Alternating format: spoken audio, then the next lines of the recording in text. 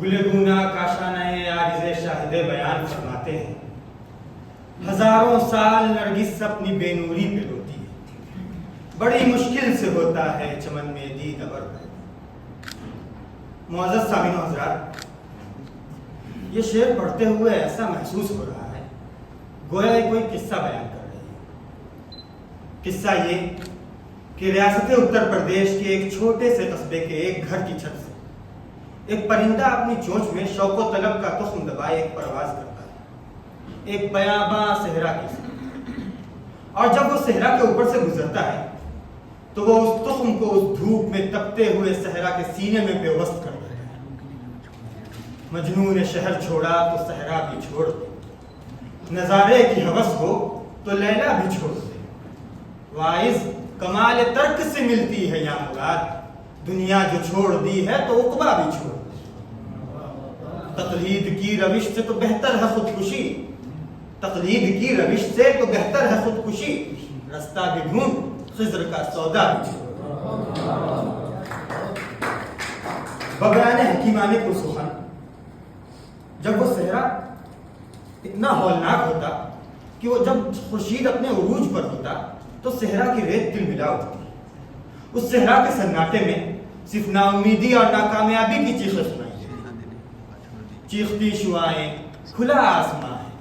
تپتی زمین ہے، نہ کوئی سائبان، عذاب صحرا بڑی بے رحم ہے، خلقت پکارے مسیحا کہاں ہے۔ لیکن جناب، دشت کے اس ہولناکی کے باوجود اس تخم نے صحرا کے اسی تمازت سے اپنے قلب کے لیے حرارت حاصل کی، اور رات میں اسی صحرا کے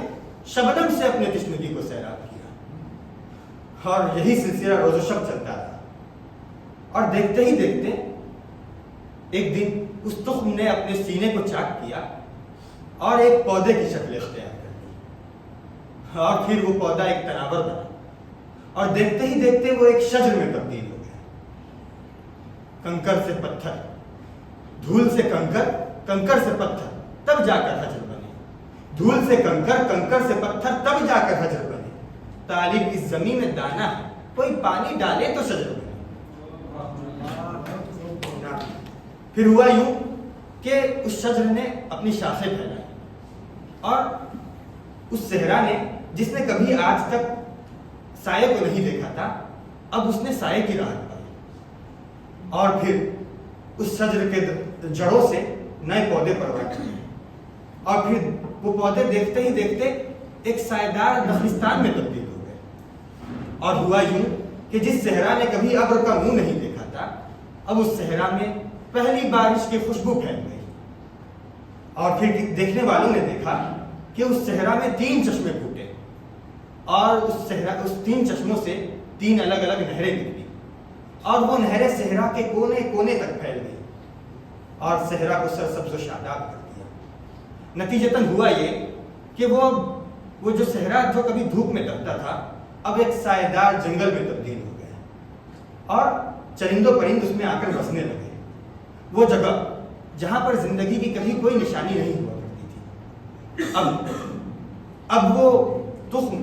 جو بیچارہ تخم تھا کچھ دن پہلے، اب وہ بے سہارا پرندوں کے لیے ایک سایہ قیام گاہ بن گیا۔ دیگرگوں ہے جہاں تاروں کی گردش تیز ہے ساقی، دیگرگوں ہے جہاں تاروں کی گردش تیز ہے ساقی، دل ہر ذرہ میں غوغائے رستہ خیز ہے ساقی،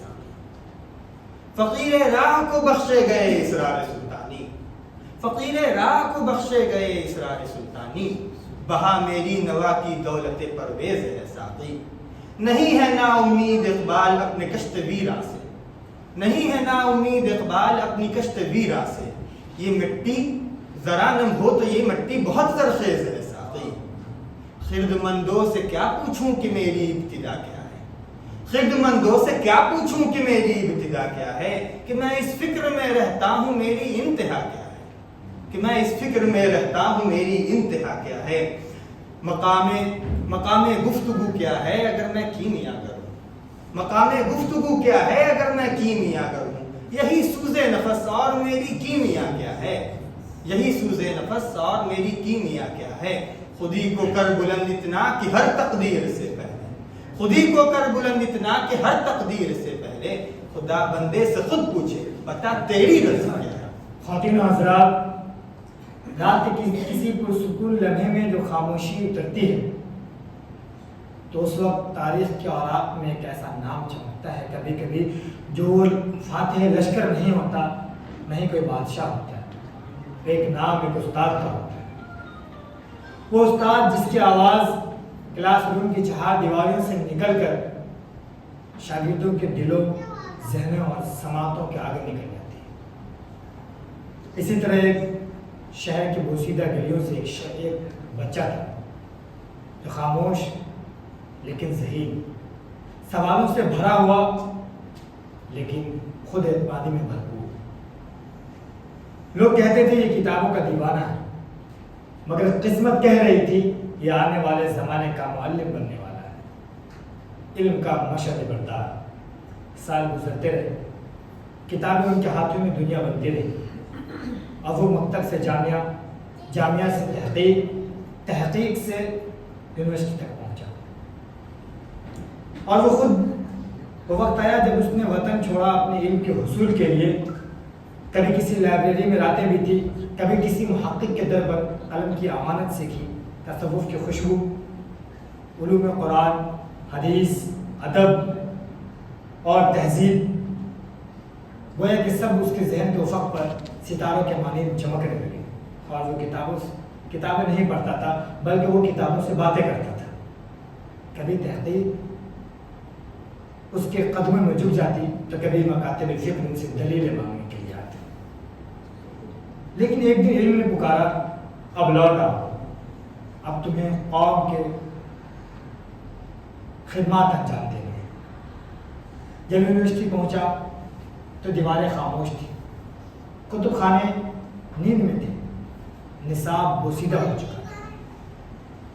لیکن لوگوں نے دیکھا کہ ان کے آتے ہی چیزیں تبدیل ہونے لگی۔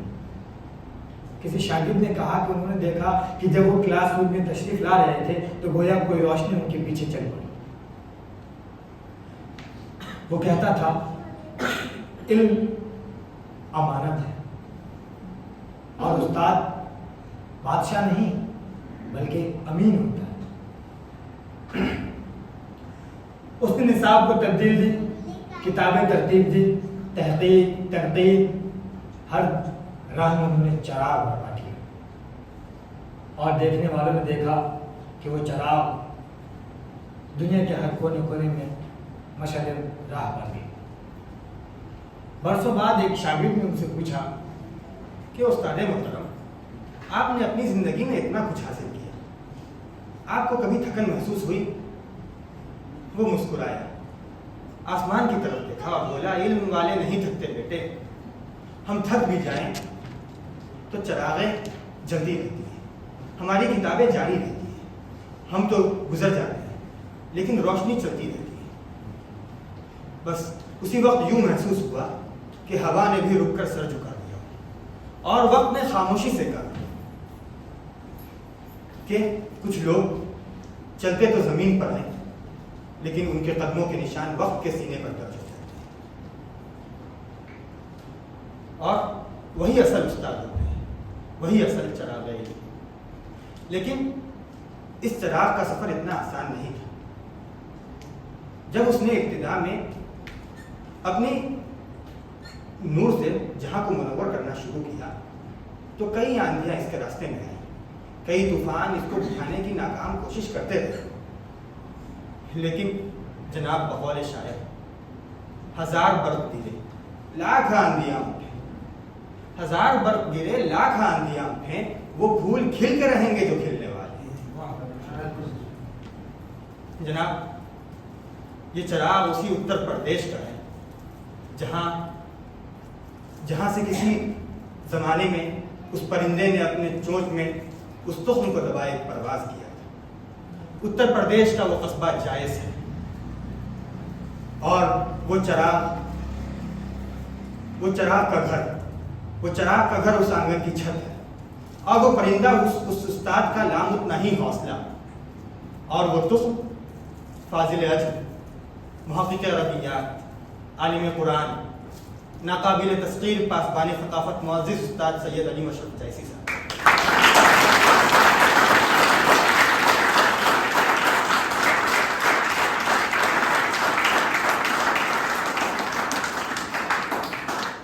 اور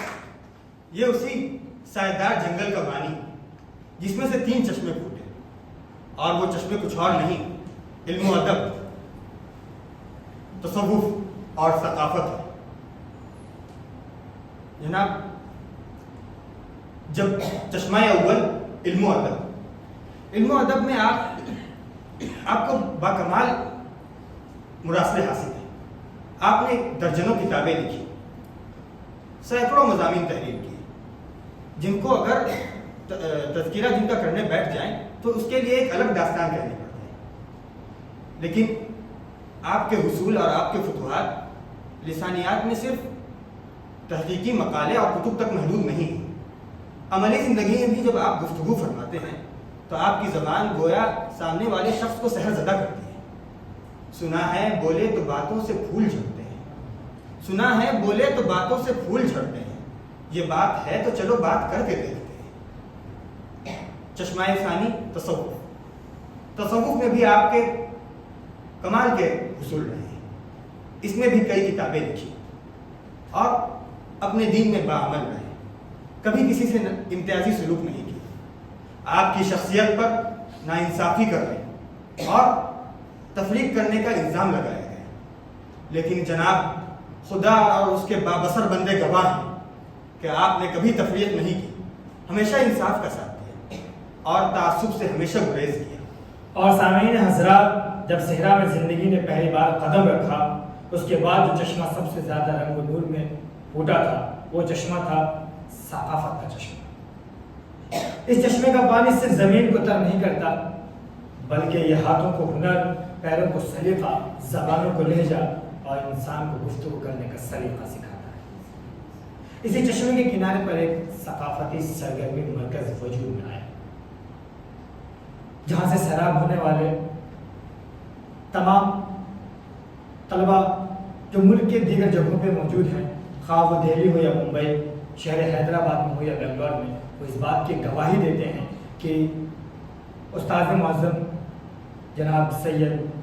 علی مشرف جیسی صاحب کی نگہبانی میں جو حاصل کیا، وہ ثقافت کی روشنی ظلمت کے ہر راستے پر انہیں رہبری فرماتی ہے.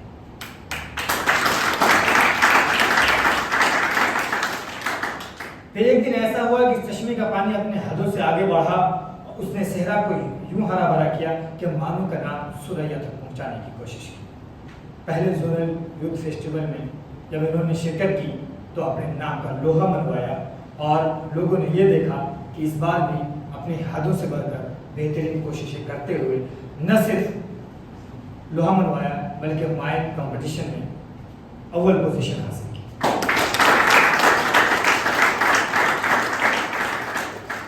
اور جناب، یہ کوئی اتفاق نہیں تھا اور نہ ہی کوئی خوش قسمتی کا کھیل، بلکہ یہ ایک نگہبانی اور دست شفقت کی مہربانی تھی کہ ہم اس کامیابی کو پہنچے. اور یہ بات ہے ثقافتی سرگرمی مرکز اس بات کو پروف کرتا ہے کہ یہ اتفاق نہیں تھا کہ جب اس سال بھی مائن کے میدان میں جماعت طلبہ گئی اور AIU کے منزل پر پہلا قدم اور پہلی منزل حاصل کی. اور تاریخ گواہ ہے کہ جب بھی یہاں سے طلبہ کی جماعت گئی ہے تو AIU کے در سے کبھی خالی ہاتھ نہ لوٹی، ہمیشہ اپنا عالم نصب کر دی گئی. اور ان سب کامیابی اور کامرانی کا صحرا ہم استاد محترم کے سر کرتے ہیں کہ آپ کے دست شفقت سے اور آپ کے نگہبانی سے ہم نے بہت سے فتوحات حاصل کیے اور بہت سے خوشیوں کے دن دیکھے. لیکن اب یہ چراغ ان پروانوں سے رخصت ہوا جاتا ہے. ہم خدا عز و جل کے ہمیشہ شکر گزار رہیں گے کہ آپ نے ہمیں استاد محترم کی شکل میں ایک رحمت میسر کی. بہت تکلیف دہ ہوتی ہے ہجر کی گھڑیاں، بہت تکلیف دہ ہوتی ہیں ہجر کی گھڑیاں، مگر وصل میں لذت انہی سے